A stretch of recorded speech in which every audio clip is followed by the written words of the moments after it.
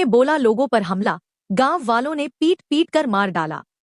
अलीराजपुर जिले के वन परिक्षेत्र की बीट आंबी के सपीप ग्राम बेसवानी में वन्य प्राणी तेंदुए द्वारा एक बकरी एवं 2 ग्रामीणों पर हमला कर घायल किए जाने के बाद ग्रामीणों द्वारा अपने बचाव में तेंदुए पर हमला कर दिया गया, जिससे तेंदुए को चोट लगने से मौका स्थल पर ही उसकी मृत्यु हो गई। पूरा मामला अलीराजपुर जिले के सोंडवा थाना इलाके के आंबी के सपीप ग्राम बेसवानी का बताया जा रहा है, जहां ग्रामीणों ने एक हमलावर तेंदुए को पीट पीट कर मार डाला। बुधवार को यह जानकारी वन मंडलाधिकारी डीएफओ अशोक कुमार सोलंकी ने दी।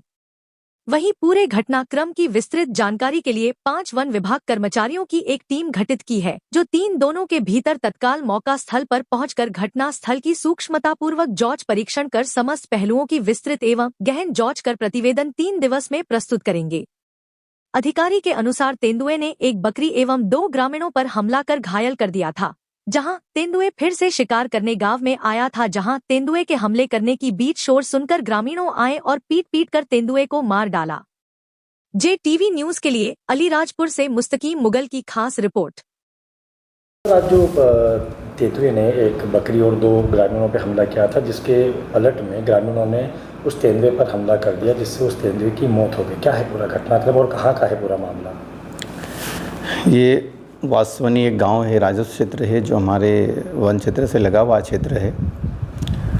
ये जो तेंदुआ है, इसने पहले तो बकरी पे अटैक किया गया था, तो वहीं के जो लोग हैं उन्होंने बकरी को छुड़ाने का प्रयास किया है, तो बकरी के बाद उस पर आदमियों पे अटैक कर दिया, जिसमें 2 आदमी थे, तो दोनों को घायल कर दिया है। तो उन्होंने चिल्ला चोट करी, तो वहाँ पे उनके खेत के आसपास के जो लोग हैं जो खेतों में काम कर रहे थे, तो वो भी दौड़ पड़े उनको बचाने के लिए। तो आपस में उनकी मुठभेड़ हुई है। तो इस दौरान उस तेंदुए को मतलब बचने के चक्कर में उस तेंदुए पे उन्होंने लाठी से वार कर दिया। तो वार करने के बाद तेंदुए की मौके पे ही डेथ हो गई है और बकरी मरी है और 2 आदमी घायल हुए हैं।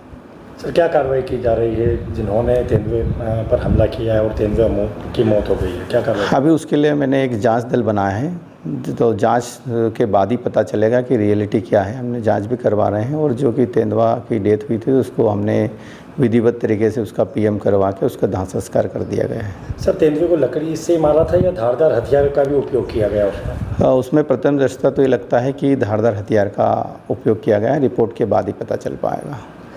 तफ्तीश के बाद अगर मान लो कि अगर कुछ लोगों के नाम सामने आते तो क्या लीगल एक्शन होगा उन पर? जो उसमें शिकार का प्रकरण पंजीबद्ध किया जाएगा और जो भी वैधानिक कार्रवाई है वो की जाएगी। सर, लगातार तेंदुओं के हमले जारी हैं, जिसमें अभी पूर्व में वन विभाग के कर्मचारी भी हताहत हुए थे, घायल हुए थे।